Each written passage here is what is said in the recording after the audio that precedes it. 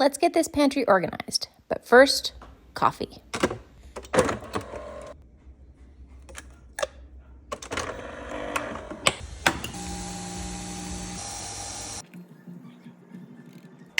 Step 1, remove everything.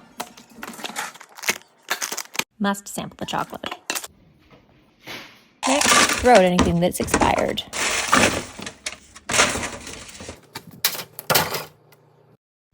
Once I have it all laid out, see what I have, and then create the plan. Slowly but surely, we're going to put it all away. This is my overstock drawer, but it needed a cleaning.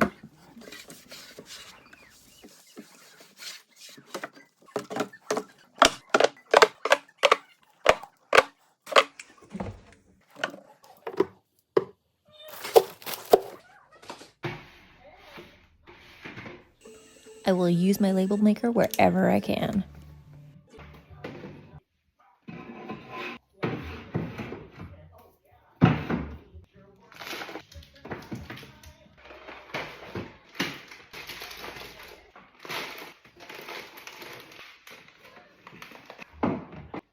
And ta-da, the finished product. I can see everything, I know where everything is, and nothing is expired.